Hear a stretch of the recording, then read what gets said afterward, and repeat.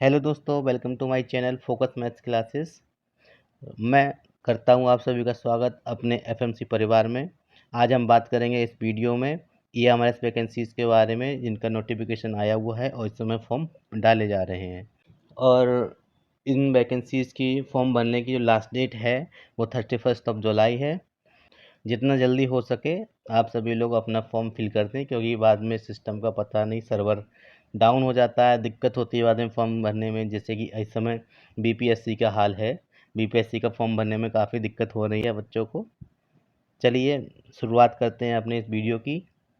तो ईएमआरएस क्या है? ईएमआरएस की फुल फॉर्म तो आप सभी को पता ही है कि एकलव्य मॉडल रेजिडेंशियल स्कूल हैं। इन्होंने बहुत सारी पोस्ट के रिगार्डिंग इस समय नोटिफिकेशन निकाला हुआ है। देखते हैं कौन कौन सी पोस्ट हैं जिनके लिए इन्होंने नोटिफिकेशन निकाला है। अब हम बात करते हैं इसके फ़ी स्ट्रक्चर के बारे में कि इसका फ़ी स्ट्रक्चर क्या है। तो अलग अलग पोस्ट के रिगार्डिंग इन्होंने अलग अलग फ़ीस रखी हुई है। जैसे कि प्रिंसिपल के लिए इन्होंने 2000 रुपये रखी है, लेकिन हम बात करेंगे सिर्फ और सिर्फ इस समय पीजीटी के बारे में।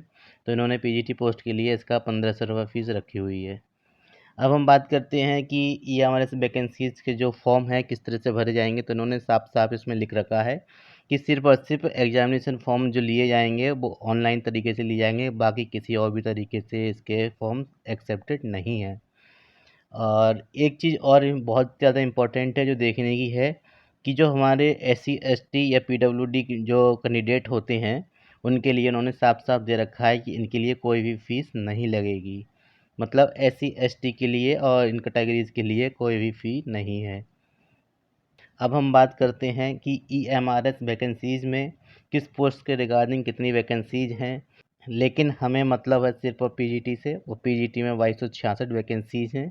बाकी अलग अलग पोस्ट के रिगार्डिंग अलग अलग वैकेंसीज़ इन्होंने दे रखी हैं, जैसा कि आप इसमें देख सकते हैं। साथ ही साथ हम देखते हैं कि इसमें इन्होंने अलग अलग सब्जेक्ट में पीजीटी की जो अलग अलग सब्जेक्ट्स हैं उन सब्जेक्ट्स के रिगार्डिंग भी इन्होंने अलग अलग वैकेंसीज़ का ब्यौरा कैटेगरी वाइज दे रखा है, जो कि इस प्रकार है कि हमें देखना है सिर्फ मैथ का। मैथ में कितनी है? टोटल 244 पोस्ट हैं, जिसमें यूआर की 101 हैं, ईडब्ल्यूएस की 24 हैं और ओबीसी एनसीएल की 65 हैं, एससी की 36 हैं, एसटी की 18 हैं। ऐसे ही आगे आप देख सकते हैं। एक चीज़ और है जो इस नोटिफिकेशन में मैंने देखा है कि जो रिजर्वेशन है वो हॉरिजॉन्टली है। कई बार रिजर्वेशन में काफ़ी दिक्कतें होती हैं, वर्टिकल भी होता है, हॉरिजॉन्टल भी होता है। तो ये इन वैकेंसीज में इन्होंने रिजर्वेशन दिया है, वो हॉरिजॉन्टल रिजर्वेशन दिया हुआ है। अब हम बात करते हैं पीजीटी एग्ज़ाम के पैटर्न के बारे में कि पैटर्न क्या है, इसका पेपर जो है किस तरह से आएगा और किस तरह से नहीं आएगा। तो इन्होंने पेपर को कुल 6 भागों में डिवाइड किया है। तो 6 भाग में कौन कौन से हैं देखते चेक करते हैं, और इनकी नंबर ऑफ क्वेश्चंस कितने होंगे और उनकी टोटल मार्क्स कितने होंगे, टोटल टाइम। सबसे पहले हम बात करते हैं कि हमें पूरे एग्ज़ाम के लिए टाइम कितना दिया जा रहा है। तो इन्होंने मेंशन कर रखा है कि हमें 3 घंटे मिलेंगे। मतलब क्या हुआ? मतलब ये हुआ कि हमको टोटल 180 मिनट मिलेंगे इनको सॉल्व करने के लिए। अब पता करते हैं सबसे पहले इसमें क्वेश्चंस कितने होंगे। तो टोटल इसमें 150 क्वेश्चंस होंगे, जिसमें से 130 क्वेश्चंस अलग हैं और बाकी 20 क्वेश्चंस जो अलग हैं वो लैंग्वेज कॉम्पिटेंसी टेस्ट है। मतलब उसमें आपसे लैंग्वेज से रिलेटेड क्वेश्चंस पूछे जाएंगे। तो सबसे पहले हम लैंग्वेज के बारे में ही बात करते हैं। तो लैंग्वेज जो पार्ट 6 है, पार्ट 6 में उन्होंने कहा है 10 क्वेश्चंस जो हैं हिंदी और इंग्लिश के आएंगे, जैसा कि इन्होंने दिया है। लेकिन इसमें इम्पोर्टेंट ये चीज़ नहीं है कि इसमें 10-10 क्वेश्चंस आएंगे। इम्पोर्टेंट ये है इन्होंने सेम पैटर्न लिया है जैसा कि सेम पैटर्न एनबीएस में था। कि क्या था? सब्जेक्ट पोर्शन है सिर्फ और सिर्फ क्वालिफाइंग नेचर का है। मतलब क्या हुआ? जैसा कि इन्होंने कहा है कि ये सिर्फ क्वालिफाइंग नेचर का है, मतलब इसके मार्क्स जो है आपके रिटन एग्ज़ाम में ऐड नहीं होंगे। लेकिन अगर आप इसको क्वालिफाई नहीं करते हैं लैंग्वेज पोर्शन को, तो आपका ऊपर का जो पोर्शन है वो चेक नहीं होगा। मतलब क्या हुआ? अगर आप लैंग्वेज में फ़ेल हो गए, इसका मतलब आप फ़ेल हो गए, आपका कॉपी जो है चेक नहीं होगी।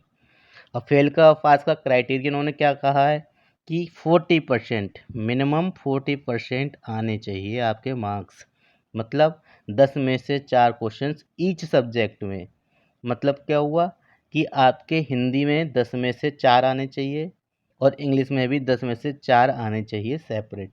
ऐसा नहीं है कि आप हिंदी में 10 में से 8 ले आओ, सोचें मेरे तो 4-4 पूरे हो गए, तो आप क्वालिफ़ाई नहीं होगे। तो आपको अलग-अलग क्वालिफ़ाई करना है, ये बहुत ही ट्रिकी चीज़ है। हम बात करते हैं बाकी पार्ट्स के बारे में। तो बाकी पार्ट्स में पहला पार्ट जो है हमारा जनरल अवेयरनेस का है, जो कि 10 क्वेश्चंस हैं और 10 मार्क्स के इक्वल रहेगा। सेकंड पार्ट हमारा रीजनिंग एबिलिटी, मोस्ट इम्पोर्टेंट, क्योंकि इसमें नंबर ऑफ़ क्वेश्चंस इन्होंने ज़्यादा लिए हैं और नंबर ऑफ़ मार्क्स भी ज़्यादा हैं। मार्क्स 20 का है।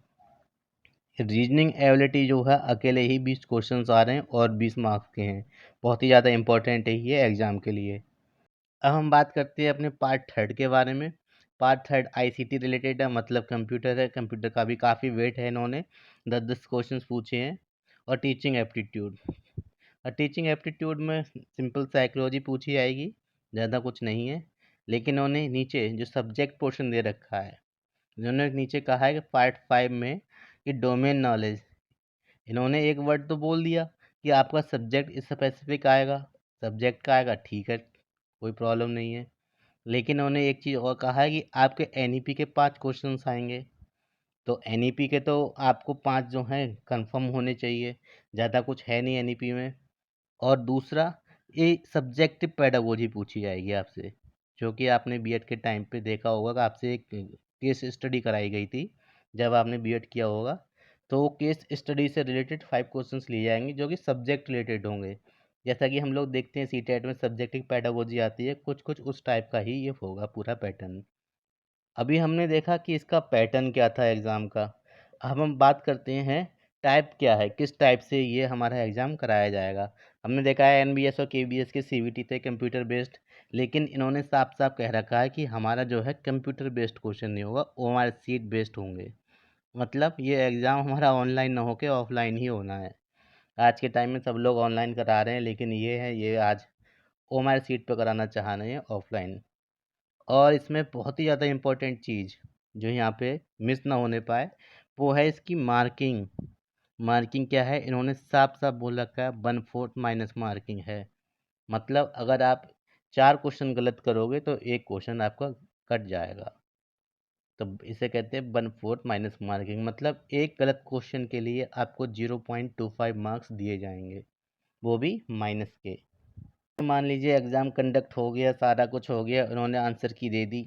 अब आपकी बारी आती है आंसर की को चैलेंज करने की। तो वही कैंडिडेट के ऊपर एक्स्ट्रा बर्डन दे दिया गया। क्या है, एक तो आप ऐसे ही 2,000 रुपये 1,500 रुपये फ़ीस ले लो बच्चे से। उसके बाद ये नॉन रिफंडेबल, कि आप चैलेंज करना चाहें कोई स्टूडेंट, वो चैलेंज भी नहीं कर पाता है क्वेश्चन को, क्योंकि इतनी ज़्यादा कॉस्ट दे रखी होती है। 1,000 रुपीज़ पर क्वेश्चन इन्होंने ऑब्जेक्शन के लिए दिया हुआ है। अब इनकी महिमा यही जाने। अब हम देखते हैं इनका एलिजिबिलिटी क्राइटेरिया क्या है, कि पीजीटी की पोस्ट के लिए इन्होंने एक चीज़ तो कह रखा है कि 40 से ज़्यादा उम्र नहीं होनी चाहिए। एक ये इम्पोर्टेंट चीज़ है। आज के टाइम में 5-5 साल में एक वैकेंसी निकल के आती है। एज इतनी ज़्यादा हो जाती है, लोग ओवर एज हो जाते हैं। ये अभी भी 40 में जी रहे हैं कि हमें 40 साल से ऊपर नहीं चाहिए। लेकिन उन्होंने नीचे कह रखा है कि कोई ई हमारे एम्प्लॉई है तो उसके लिए 55 एज भी चल जाएगी। चलिए इसके बारे में आगे बात करते हैं। पहले हम बात करते हैं इसेंशियल क्वालिफ़िकेशंस के बारे में कि इसकी इसेंशियल क्वालिफ़िकेशंस क्या हैं। तो हम बात करेंगे सीधे पीजीटी मैथमेटिक्स के लिए। तो इन्होंने कहा है कि आपका पीजी में मैथ होना चाहिए, इससे ज़्यादा और कुछ नहीं है। और साथ ही साथ इन्होंने ये भी कहा है कि अगर आपका पीजी सिंपल है मैथ से किया हुआ, तो साथ में उसको बीएड भी चाहिए, जो कि मैं अभी आगे बताता हूँ। लेकिन अगर आपने कोई भी इंटीग्रेटेड कोर्स किया है तो उसमें आपको बीएड ज़रूरी नहीं है। अब हम बात करते हैं एज रिलैक्सेशन पॉलिसी के बारे में, कि किसको कितना एज में हमें रिलैक्सेशन दिया जा रहा है। सबसे पहले हम बात करते हैं शेड्यूल कास्ट की। तो शेड्यूल कास्ट के लिए उन्होंने कहा है कि 5 ईयर एज रिलैक्सेशन ये दे देंगे। बहुत ही बढ़िया है कि दे देंगे, तो अच्छी बात है। दूसरा कहा है कि OBC NCL non creamy layer के लिए उन्होंने 3 ईयर्स दिया हुआ है। और बाकी अलग अलग कैटेगरी के हिसाब से उन्होंने अलग अलग एज रिलैक्सेशन दिया हुआ है। हम बात करते हैं यहाँ पे फिजिकली डिसेबल्ड पर्सनस के लिए। तो SC ST को है तो 15 ईयर का दे रखा है, ओबीसी के लिए है तो 13 ईयर का है, और जनरल है तो उसके लिए 10 ईयर्स का रिलैक्सेशन ये लोग दे देंगे। तो बाकी रिलैक्सेशन आप देख सकते हैं किस कैटेगरी के अकॉर्डिंग क्या क्या इन्होंने दे रखा है। वीडियो में बने रहिए, एक पॉइंट है जो कि बहुत इम्पोर्टेंट है, वो जो कि मैं आपको एंड में बताऊंगा। ठीक है, देखते हैं हमारा पॉइंट क्या है। अब देखते हैं हम इसका इम्पोर्टेंट पॉइंट, क्योंकि अलग अलग एग्जामिनेशन में हमने देखा, एनबीएस में भी इन्होंने इंटरव्यू दे रखा था पीजीटी के लिए, केवी में भी है, अभी अभी देखा है कि पीजीटी के लिए इंटरव्यू कंडक्ट कराए गए थे। लेकिन ईएमआरएस ने साफ साफ कह रखा है कि आप अगर पीजीटी पोस्ट के लिए अप्लाई करते हैं तो आपका जो मार्क्स होंगे, जो एग्ज़ाम कंडक्ट कराएंगे, सिर्फ उसी पे बेस्ड आपकी मेरिट बनेगी, कोई भी इंटरव्यू नहीं है। क्योंकि इन्होंने साफ लिखा है, in case of teaching staff PGTs the final selection will be based on marks obtain in the written OMR sheet या ओएमआर बेस्ड टेस्ट ओनली। मतलब जो हम ओएमआर बेस्ड टेस्ट देंगे उसमें जितने मार्क्स हम गेन करेंगे वही हमारे मेरिट बनेगा। कोई इंटरव्यू का नहीं, कोई पार्शियलिटी नहीं, कोई ये नहीं है कि रेशियो में ले लिया कि 80 और 20 का ले लिया या 60 या 40 का ले लिया, कोई रेशियो नहीं। जितना आप परफॉर्म करोगे टेस्ट में उतने मार्क्स आपके होंगे। देखा जाए एक तरह से गुड न्यूज़ है एस्पिरेंट्स के लिए। दोस्तों आज की वीडियो में बस इतना ही। अगली वीडियो में मुलाकात होगी ये हमारे वैकेंसीज़ के सिलेबस के रिगार्डिंग। इसका ऑफिशियल सिलेबस डिक्लेयर हो चुका है कि सिलेबस क्या है, मैं देख चुका हूँ। सिलेबस बहुत ही ईजी है। अगली वीडियो में डिस्कस करेंगे पूरा सिलेबस, प्लस बात करेंगे इसके जनरल पेपर के बारे में, जो सब्जेक्ट स्पेसिफिक छोड़ के जितना भी दे रखा है कि उसमें क्या क्या चीज़ दे रखी है। वीडियो अगर पसंद आया हो तो प्लीज़ इसे लाइक करें, चैनल को सब्सक्राइब करें। Thank you.